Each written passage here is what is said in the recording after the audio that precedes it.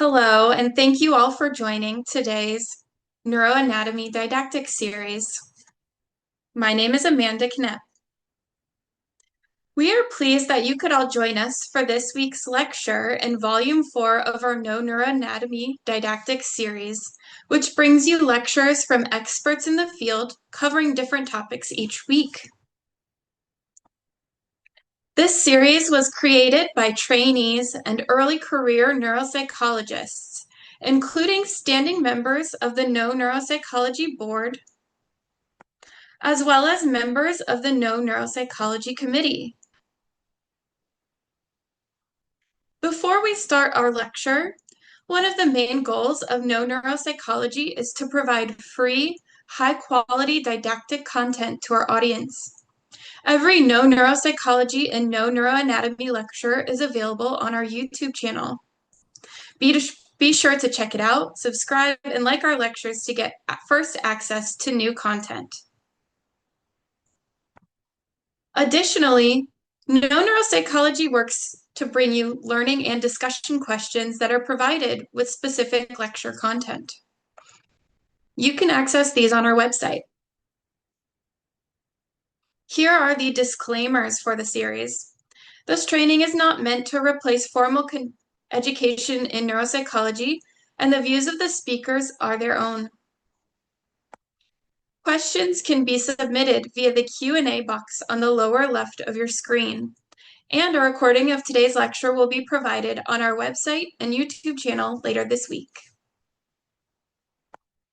Now it is my pleasure to introduce Dr. Heishan Fernando for today's lecture titled Understanding the Visual System and Visual Dysfunction in Posterior Cortical Atrophy. Dr. Fernando is a board-certified clinical neuropsychologist at Corewell Health Grand Rapids Hospitals. He also serves as a clinical instructor at MSU College of Medicine. His clinical and research interests include MCI,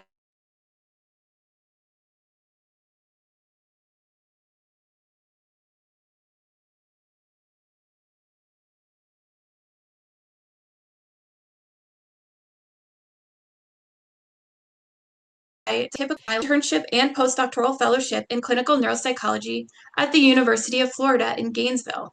In his spare time, he enjoys landscape photography, reading, chasing the northern lights, and spending time with his two daughters.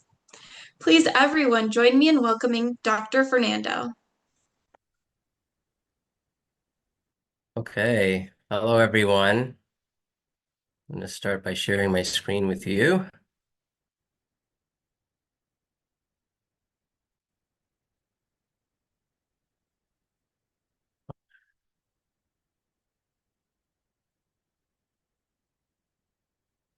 Okay. Does that show up okay there, It Amanda? looks great. Perfect. Okay, great. Well, thank you everyone for having me today. I'm grateful for the opportunity to present on this topic. And I just want to begin by talking about a few things. First off, I don't have any disclosures. I'm not that important, but my second thing is kind of the agenda for the day. So my hope today is to really spend some time, obviously, talking about the neuroanatomical landmarks that are important for the visual system of the brain, and then also really segue into some of the visual, spatial, and perceptual deficits that we see in the neurodegenerative disease posterior cortical atrophy. I also hope to spend some time, because I think this is the most important piece, talking about some of the more neuropsychological aspects of testing patients in this population. So we'll have time for questions at the end of it, but there's a lot of material, so I'm going to see what we can do here for timing. Okay, so what I want to do is just really talk about the visual pathways first, okay? And a lot of you have seen this throughout your training, but this is the framework for the next few slides. And this is essentially covering some of the landmark features that we see in the optic pathway, namely the eye, the optic nerve, which then begins uh, turns into the optic tract, uh, beginning at the optic chiasm, then projecting onto the thalamus of the brain, specifically the lateral geniculate body or the lateral geniculate nucleus. And from there, various optic radiations that extend to the primary visual cortex. Okay. Um, so important thing to keep in mind is that information from the temporal and nasal fields are transmitted separately in some sense. So the temporal optic fibers are considered contralateral, okay? And then nasal optic fibers are considered ipsilateral, meaning same side. So left eye transmitting to left hemisphere of the brain.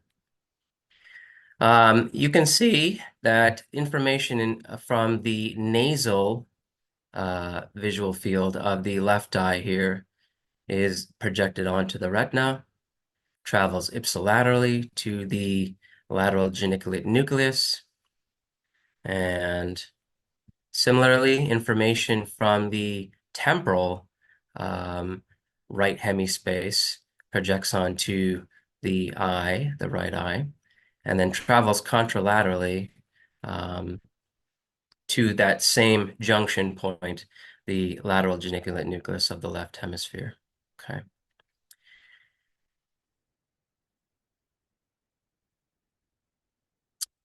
From the lateral geniculate nucleus, you can see that information is transmitted via a series of optic radiations. The more lateral series of optic radiations are what we refer to as the Myers loop, okay? And this is the inferior optic radiations that essentially pass through the temporal lobe, okay? The more medial fibers, on the other hand, are called the superior optic radiations, and they similarly travel to the primary visual cortex, but through the parietal lobe area of the brain, so more superiorly in the brain. Okay. Now, just a fun fact here. I think for a while, many people have asked, what is the analogous name for the superior optic radiations? So we have Myers for the inferior loops, and then what do we have for the superior loops? And throughout probably the first couple of years of actually working here, I even refer to these as Baum's loop, or as some people refer to them as Barham's loop. And it turns out this nomenclature is quite incorrect. And unfortunately, what happened is a medical student had editing access to the Wikipedia uh, website for the visual systems and decided to name these radiations after himself. And unfortunately, this information then proliferated throughout the internet, including various medical journals and resources. So there is no name for that particular set of optic radiations. It's just superior optic radiations, but fun fact. Okay. Now, I've also drawn the analog here, and you can see that there's information being transmitted to the brain from the left and right eyes for the left hemispace. Okay, um, and you can see that one of those fibers is carrying information from the nasal field in the right eye, and then the temporal field in the left eye. Again, those fibers travel ipsilaterally and contralaterally, crossing out the optic chiasm to the lateral geniculate nucleus, and then projecting again via the superior and inferior optic radiations to the primary visual cortex. So I wanted to also show you just briefly, I've drawn a lot of these figures here for you. I wasn't sure, since this was a kind of a public presentation, whether I should be using just any drawings out there. So I didn't copy anything from Ninja Nerd, who is quite adept at presenting this information. But um, this is a depiction of the eye with its various important features, and um, there's two kinds of uh, visual field defects that I wanted to refer to here. So not only can visual field defects result in hemianopsias or quadrantenopsias, but we can have certain defects that affect specific parts of the eye. So in the first case, which you'll see is A, we have macular degeneration. And this results from damage to the macula that you can see is that particular tissue in the back of the eye. Um, this is also referred to as a central scotoma.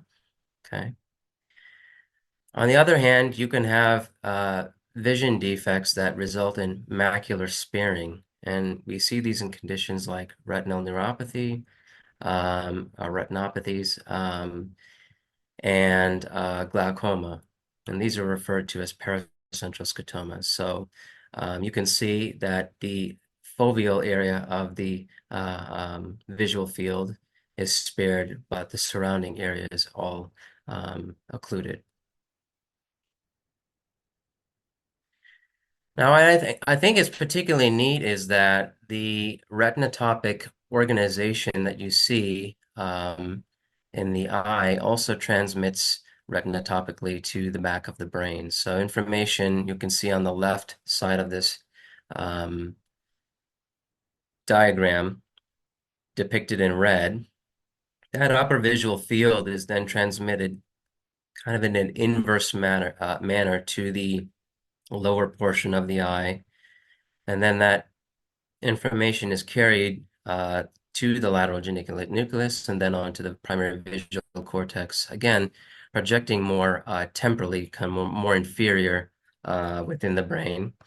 And then we have the information from that lower visual field depicted in blue, and that projecting onto the more superior aspect of the eye, if you will, and then projecting superiorly through the parietal lobe to the visual cortex. So that retinotopic organization that we see from the very beginning of information entering the eyes carries all throughout the brain. And we can see that really well here. Again, and just by accident, I happened to pick the colors blue and red when I drew this, and so it kind of worked out well for this presentation. But information from that upper visual field depicted in red in those two spherical diagrams is projected to the more inferior tissue of the primary visual cortex.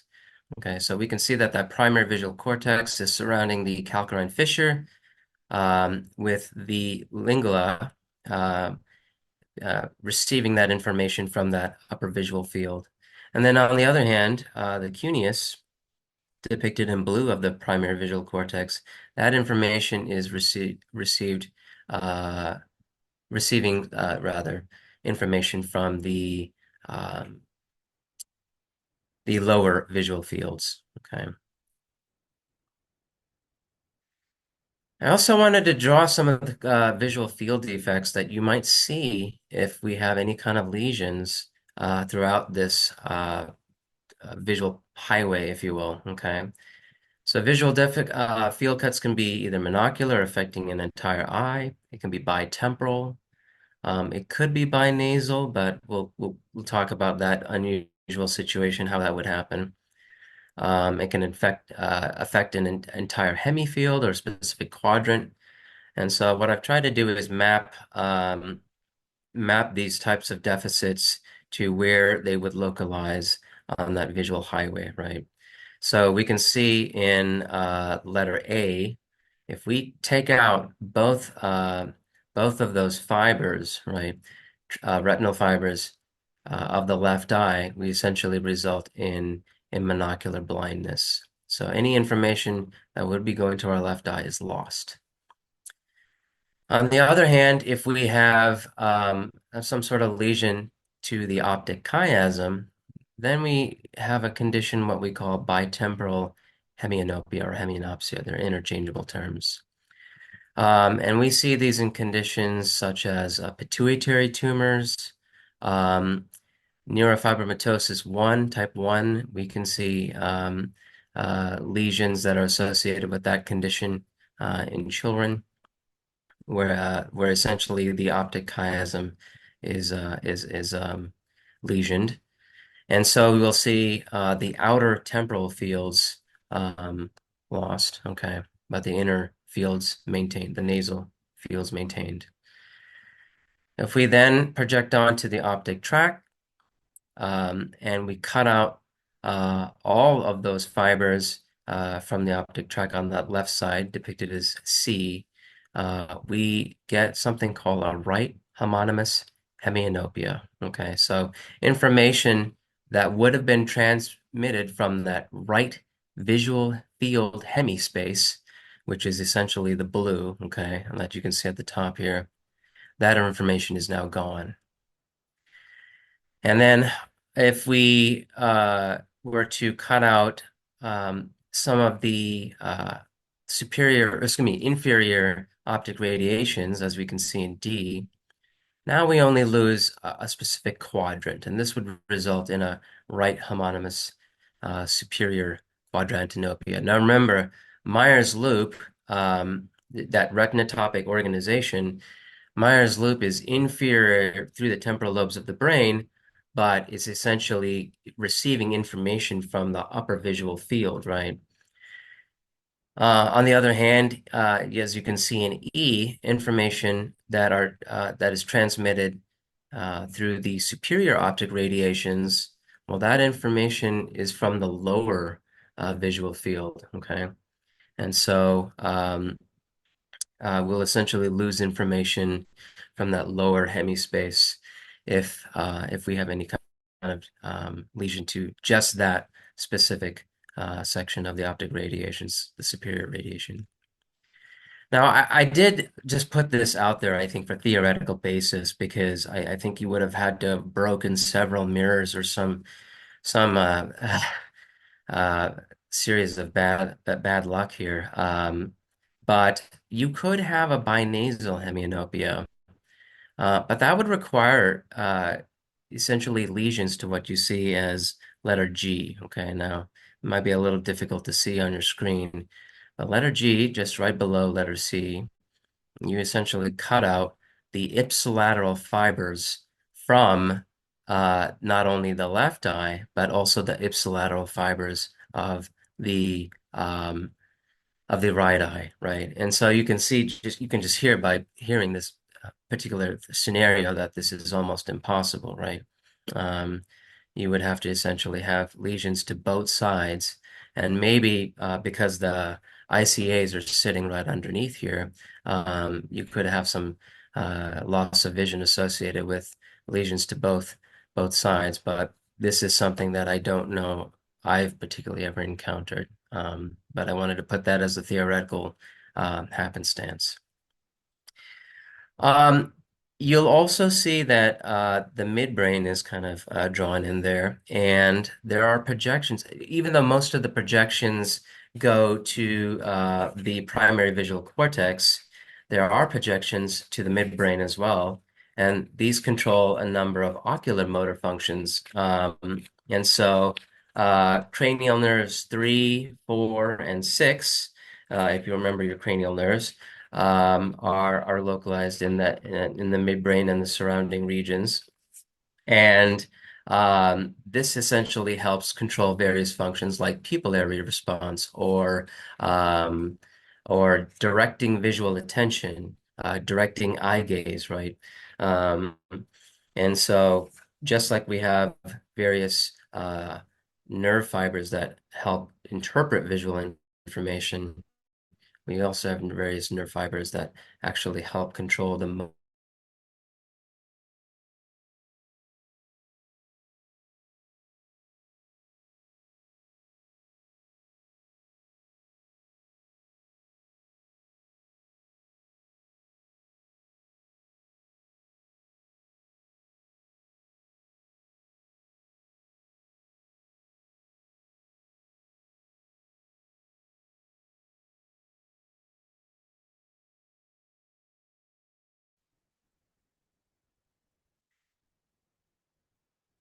So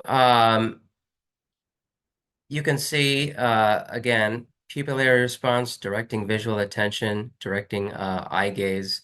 Those are all functions that are served by those minority fibers, if you will. Okay, and again, 3, 4, and 6 being the central cranial nerves that handle those oculomotor functions. Um, those are the specific areas of the brain that are involved here. Um, there are 6 distinct layers of the lateral geniculate nucleus. Okay. The inner 2 layers, 1 and 2, depicted in blue, are the magnocellular layers. The outer 4 layers are 3, 4, 5, and 6, and those are considered the parvocellular layers. In between each one of those layers, which you will see depicted in gray as K, those are the coniocellular layers. And these all serve important functions in the brain. Okay. Let's see if I can project. Okay. So the magnocellular layers handle perception of movement. They handle information related to depth perception, and then small differences in brightness. Okay. Whereas the parvocellular layers, they handle perception of color and form and more of the finer details. A lot of the neuronal clustering happens in that layer 4, and this is actually what we call kind of the striatal area of the primary visual cortex. And if you look at this in neuropath slides, you'll actually see that there's a dense clustering of these neurons in layer 4. And so this is where we get the term striatal cortex, right? Because of that specific band of fibers clustered in layers 4. Coniocellular layers, we don't have a great understanding of their function. I think there's some suspicions that they contribute to spatial and temporal vision. It's not entirely clear how.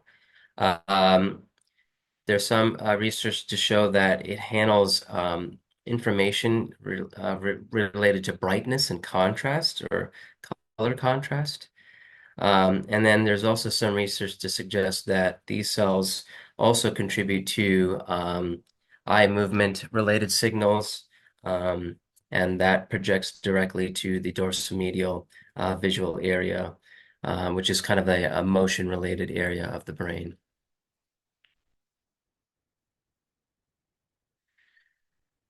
Now, we've been kind of diving into like deep, more fine details here, and unfortunately, we don't have time to get into the more granular aspects of neuroanatomy and the visual pathways. But I wanted to show what things look like from a bird's eye view. So we've been talking about how information transmits from the eye to the thalamus via the lateral geniculate nucleus and then onto the primary visual cortex.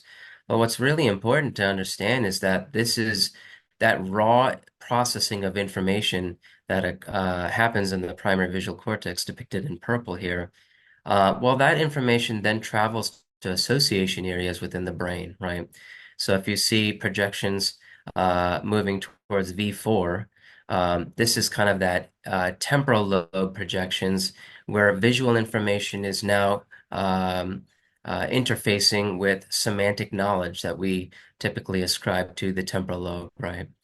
And then information that is related to more kind of spatial awareness and motion is really projected through the superior aspect of the brain, or namely the parietal lobe.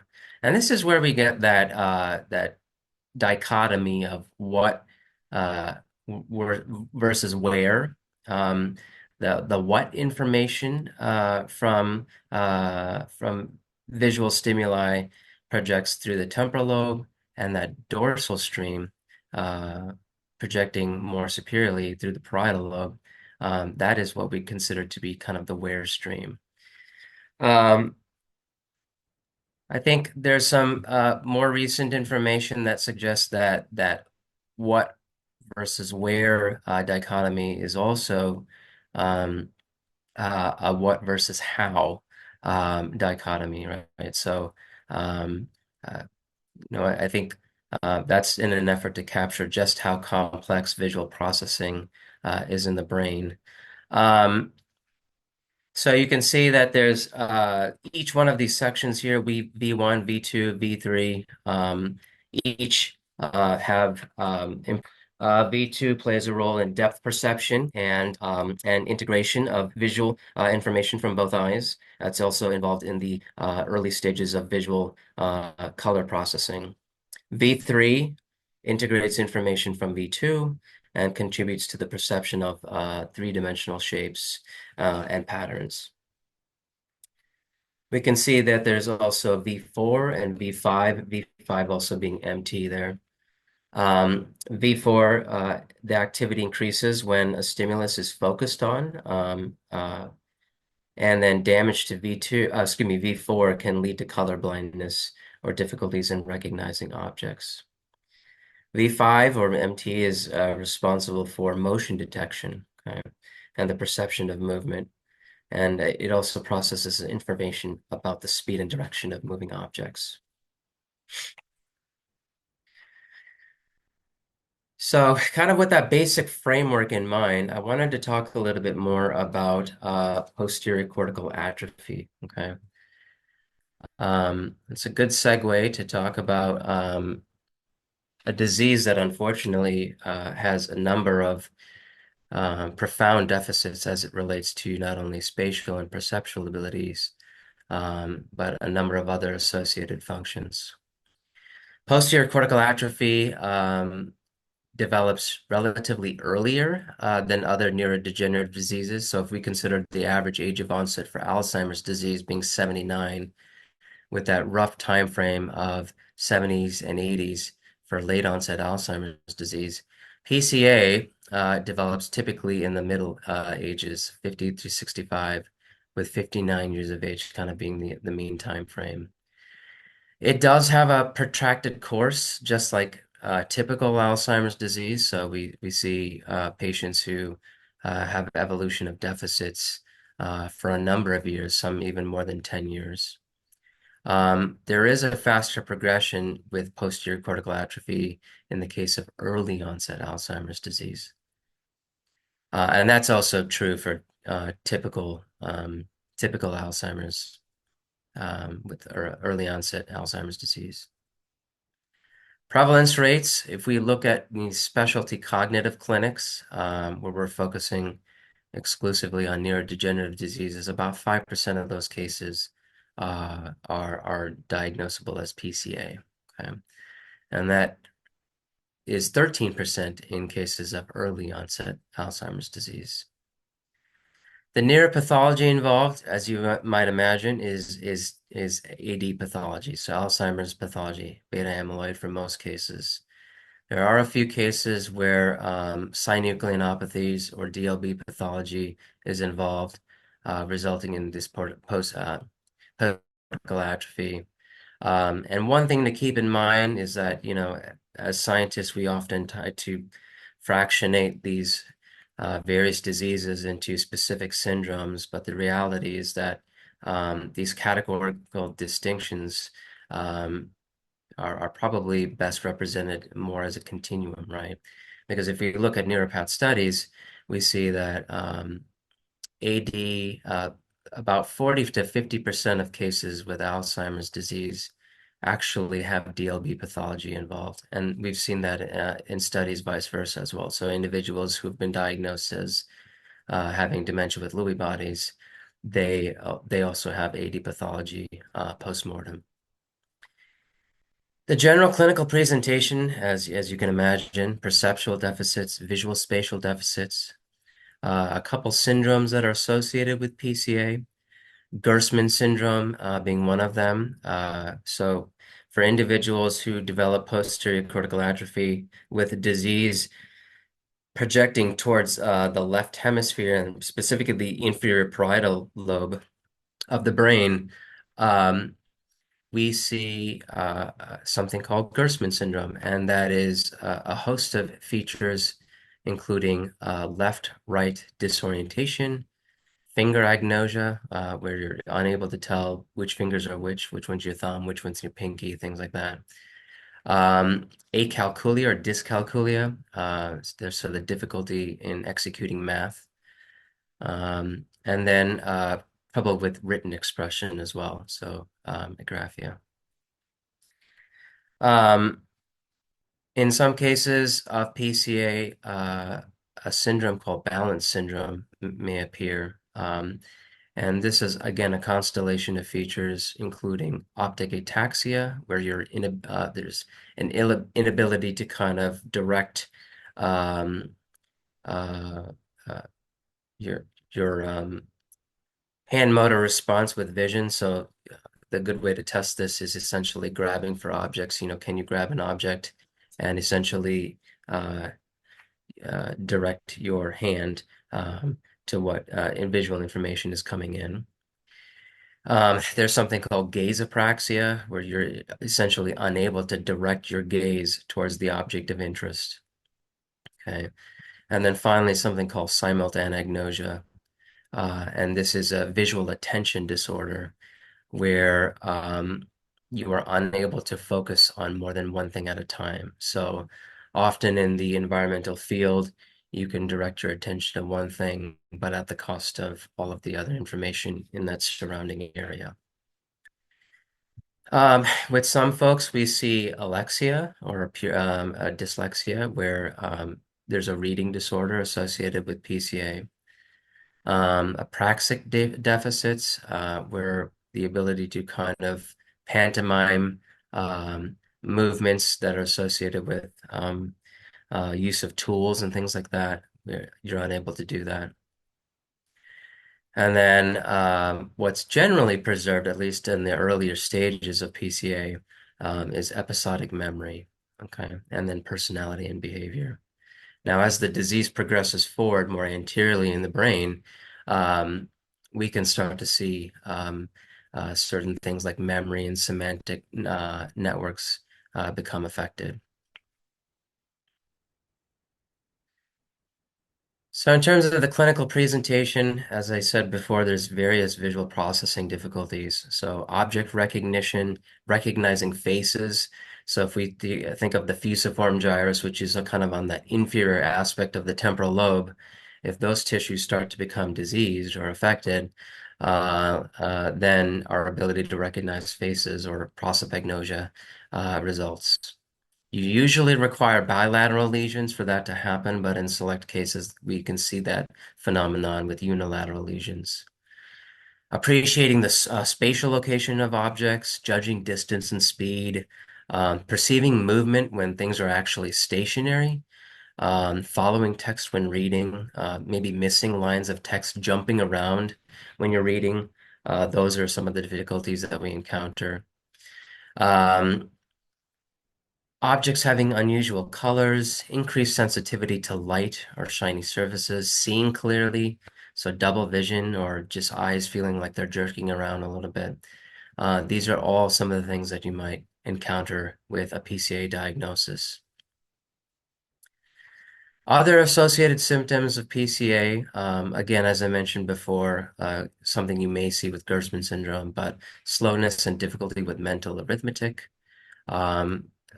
difficulty handling financial exchanges, just small change and handling money matters, again, because of that mental arithmetic difficulty.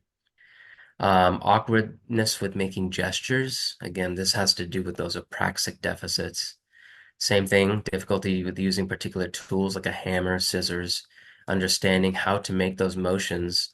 And then problems with dressing or dressing apraxia. And this is related to visual perception difficulties.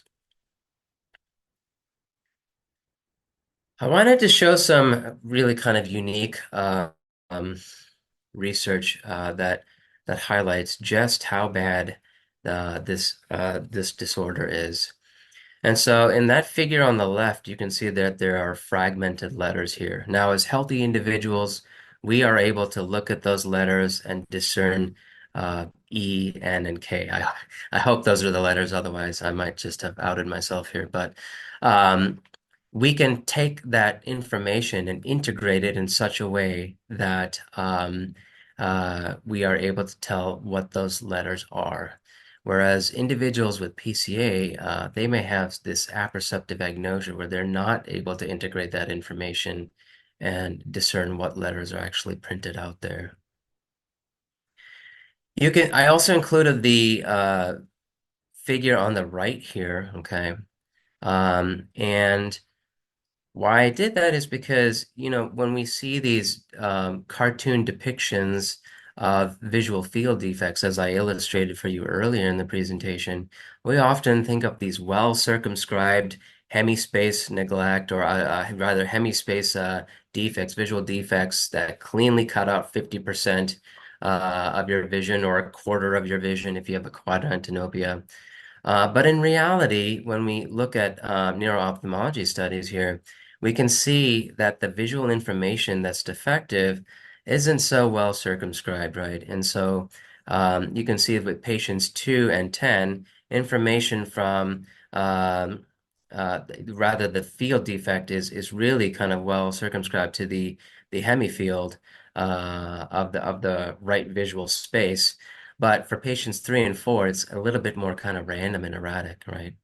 And so I just wanted to kind of include that because these really neat depictions that we see in textbooks and neuroanatomy textbooks in particular um, are not really the true story.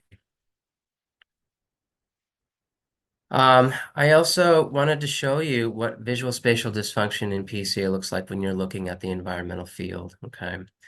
And so again, this is from Dr. Crutch and others showing, you can see in section A there, what a healthy individual looks like when they are directing visual attention. So information is directed to very specific fine details in that environmental field.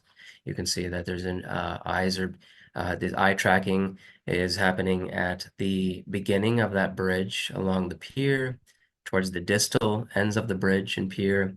You can see that eyes are being directed towards the people and chairs and various things on the beach, right? But in B, you can see that there's a lot of visual tracking to information that's probably not so pertinent, right? We can look in section A and say like, okay, most of that area is ocean or water, right? We don't need to direct too much brain resources to that. But in B, you can see that folks with PCA, there's a lot of cognitive resources that are being dedicated to not so important information.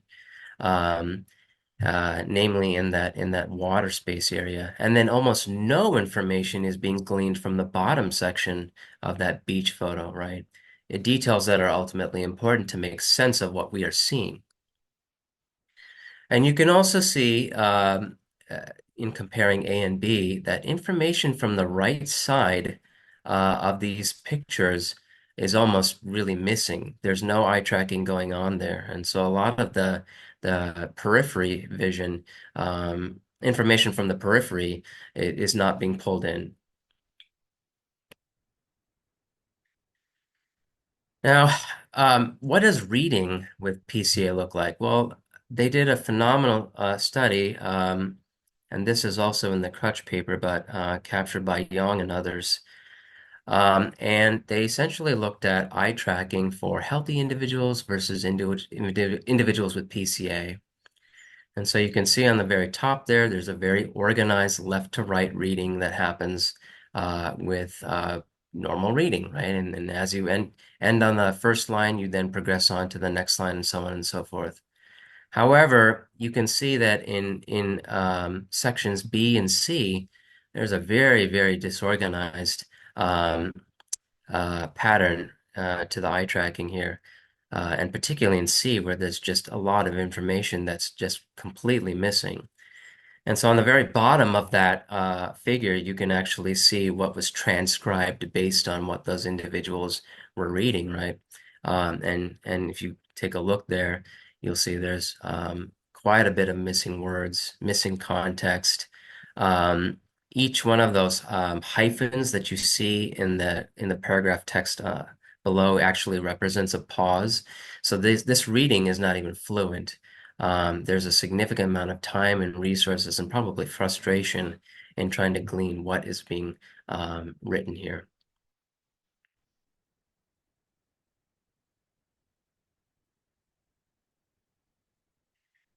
So I wanted to give a case example here, okay, um, and and this really highlights how difficult things are for individuals with posterior cortical atrophy. But in this case example, there was a 57-year-old woman who was had progressive visual difficulties, and she initially presented to an optometrist around age 50, having noted some difficulty with driving, problems with filling out syringes and taking out stitches. She was a hospital nurse. The optometrist noted some difficulty with peripheral vision and then referred her to an ophthalmologist. That ophthalmologist determined that there was no ophthalmic basis for her difficulties, and so she subsequently went back to the optometrist. They prescribed multifocal lenses. Sometimes patients are prescribed prisms, um, and two additional pair of eyeglasses to try and figure out what was going on here. Patient then moved on to general practice nursing role, but noticed further difficulty with visually demanding tasks such as writing notes, reading prescriptions, transcribing information on a computer. Husband also became increasingly aware that she didn't see everything around her, and so if she was having trouble with navigation, bumping into objects, trouble doing various dances that they had learned over time. And over the course of the next 6 years, the patient had 5 physician visits, one to a memory clinic, which unfortunately noted, quote, "There does not appear to be any evidence of a dementia," end quote. And then it's only when her husband and son went to the radiologist, the brain scan revealed significant atrophy in the posterior cortex of the brain, posterior parietal regions. And so that at that point, the diagnosis was made. Neuropsych assessment, of course, revealed significant visual perception, visual spatial dysfunction, despite good visual acuity. And so it is unfortunately the case that a lot of these patients who start to have these difficulties, it takes some time, even years, to receive a formal diagnosis, just because of the nature of these difficulties and maybe even a lack of awareness about this phenomenon. So in that vein, I wanted to show you what neuroimaging might look like. And so you can see in the top section of that picture, cerebral blood flow being fairly, brighter is better. But cerebral blood flow being normal in the control versus PCA, you can see there's just less activity happening in the posterior regions of the brain. Similarly, if you look at the MRI, you can see that there's more atrophy in the posterior parietal regions for individuals with PCA. And then even PET scans show that there's markedly decreased metabolism, hypometabolism in the posterior parietal regions of the brain. You can see that's blue versus red in the controls. The only thing that's a little bit different is the amyloid deposition. And what we can see in controls versus PCA is that amyloid deposition is happening all over the brain in PCA. And you can see there's an extensive uh, section of the frontal lobes there that has amyloid deposition.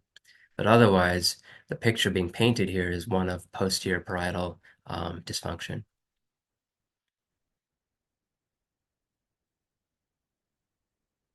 Again, another MRI of somebody with posterior cortical atrophy. This is probably more moderate to severe in nature. You can see that there's marked atrophy in the posterior cortex with what we call knife blade atrophy. That's where essentially there's so much thinning that they look like knife appendages, right?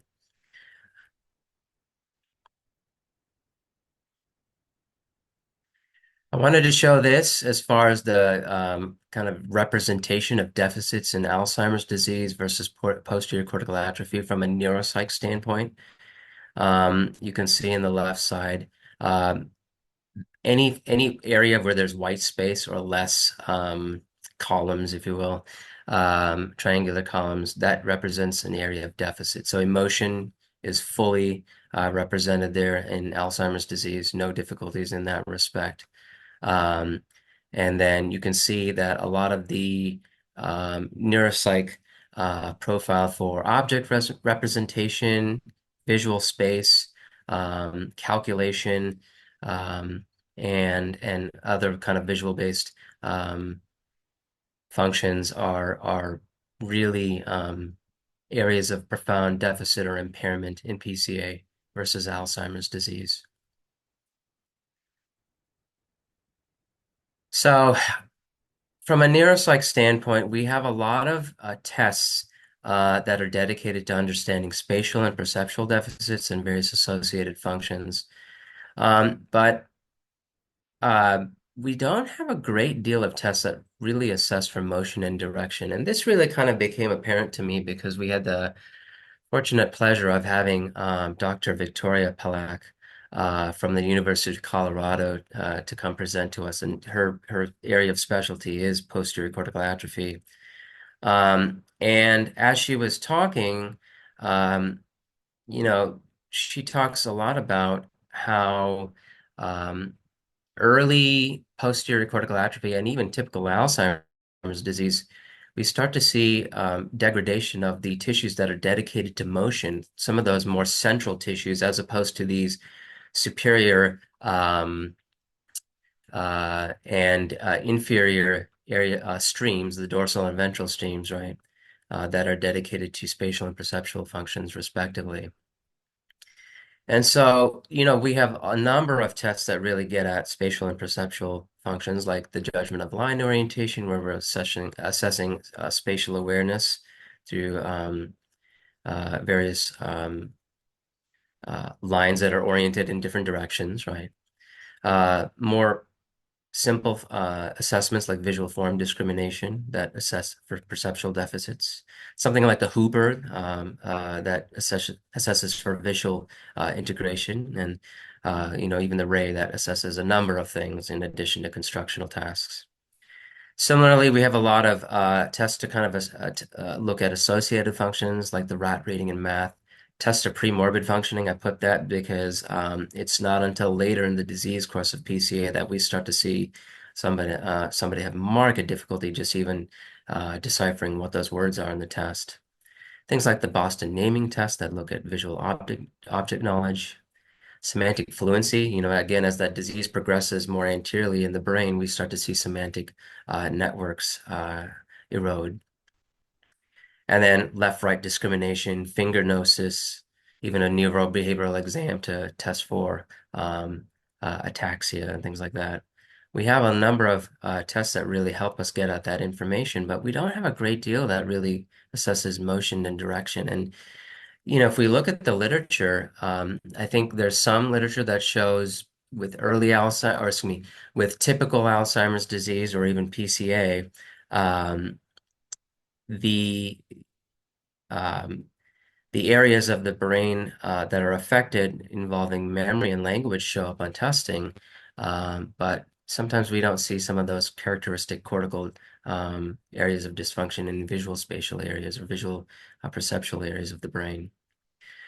And then there's a literature that also shows that maybe some visual, spatial, and perceptual deficits are actually featured early in the disease course. And I don't really know which one is more correct.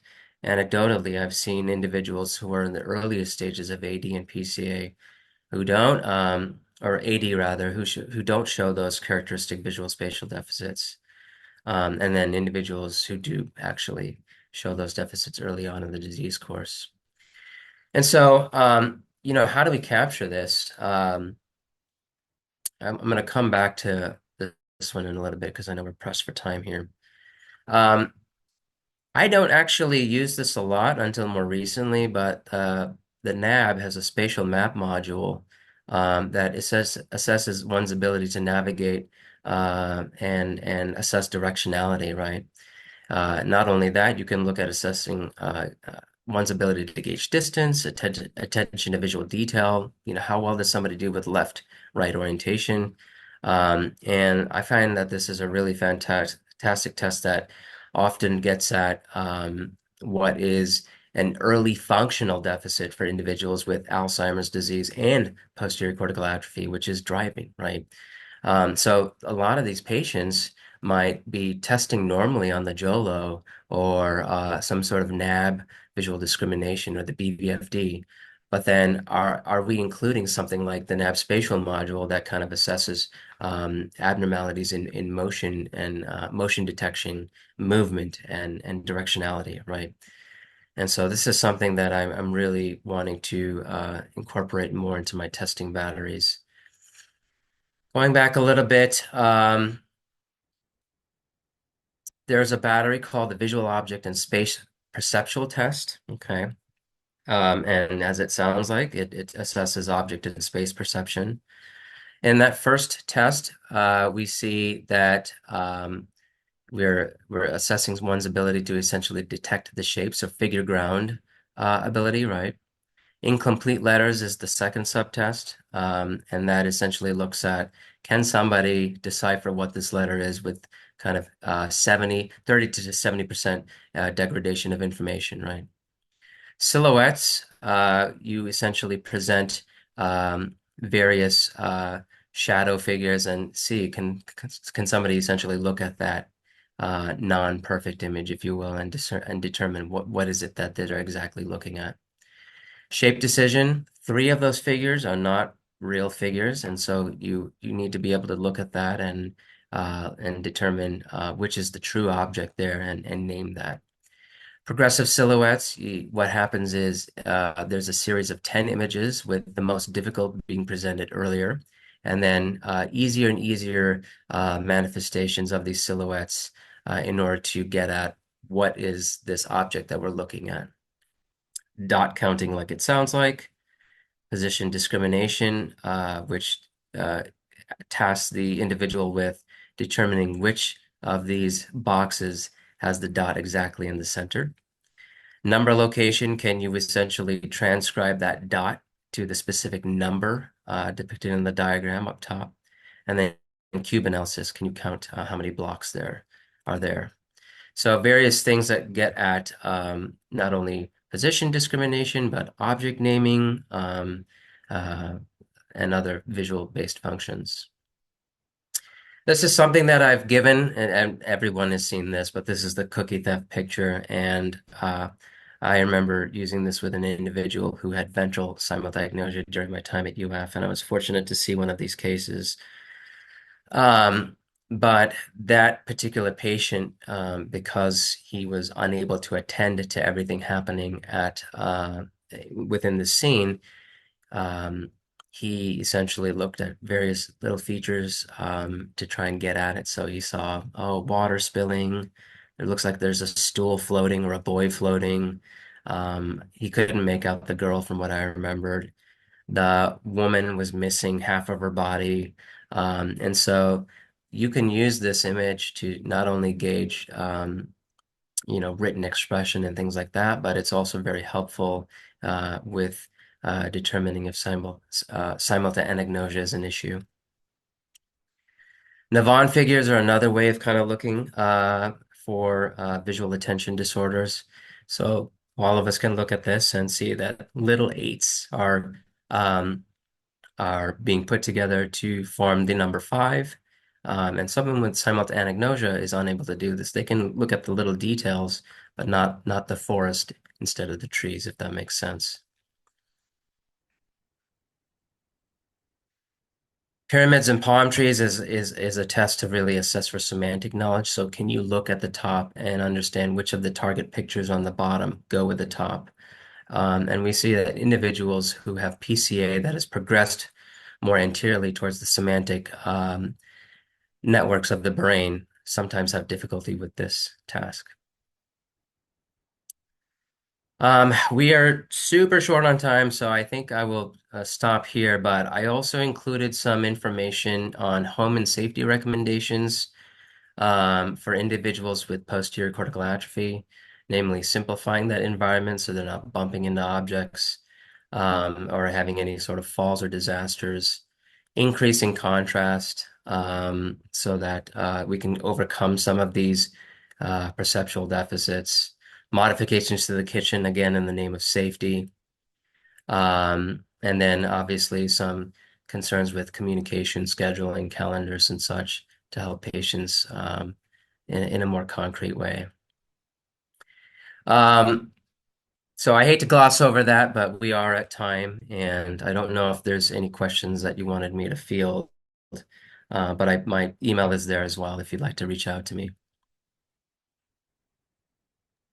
Thank you so much for that talk. It was really comprehensive and had lots of interesting examples, especially the ones from those research studies with the eye tracking. We do have time for just one or two questions here. So the first question is, why does PCA remain so rarely diagnosed or reported in African populations? Is it truly rare, or is their awareness just lacking? Could cultural factors be masking true prevalence given the challenge already with diagnostic accuracy of dementia in the African context? Yeah, that's a great question. To be honest, I'm not aware that it's specific. Like, I guess my first question is it PCA only that is either diagnosed at lower rates in African Americans or really all diagnoses? My inclination is to say the latter, which is to say, I think because of access to medical care, socioeconomic factors, I think implicit bias, if we're honest, right? That's a big part of our field. And so the tendency to minimize complaints from those who are of minority ethnicities, I think is an ongoing issue. And certainly we see that even with idiopathic Parkinson's disease, right? We always have that picture of the old white man who has tremors and difficulty with shuffling gait. But rarely will you see actual medical literature highlight the fact that Asians and African Americans or blacks or even women, right, have Parkinson's disease too. So my temptation or inclination is to say that I think this is probably a more pervasive issue in the world of diagnosis.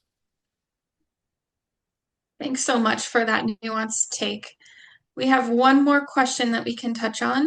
Do you think that some of the cognitive psychology tasks, such as the eye tracking technology, would be diagnostically specific to integrate in neuropsychological assessment? I think if we could find a way to incorporate that information into our neuropsych batteries, that would be wonderful. I mean, we see a lot of the eye tracking technology employed on the research level. And the papers that I presented to you, which by the way are phenomenal papers, the ones by Schott and Crutch, um, they they highlight what PCA looks like from a research standpoint, but that technology hasn't really um, transferred over to the clinical side so well, right? I mean, if you think about it, we have we have MRI and PET scans, right? And PET scans in particular, just theoretically, we should have no problem getting that done because they're diagnostically valuable, particularly in primary progressive aphasia and differentiating Alzheimer's disease versus FTD or PCA, things like that, right? And yet it takes an act of God to to get those ordered and executed, right? And so I suspect the same would be true of various eye tracking technologies, but I remain hopeful because I think, as we've seen even with the WAIS 5, a lot of our assessment is now being transferred to iPads and things like that, where I think eye tracking technology would be far easier to employ as part of our assessment. Absolutely. And we really saw that level of multidisciplinary expertise in this presentation as well. So thanks so much for sharing that approach. Yeah, yeah. I hope everyone enjoyed it. I tried to source images from myself and certainly from other medical resources. As I think the Blumenfeld text is almost like the Nicolas Cage of neuropsych assessment. It's in everything, and so hopefully you got a good taste for what else is out there. Great. Well, everyone, please thank Dr. Fernando again for this excellent talk. And I please hope that you will join us again next week. We'll be discussing functional neuroanatomy of PPA on August 4th.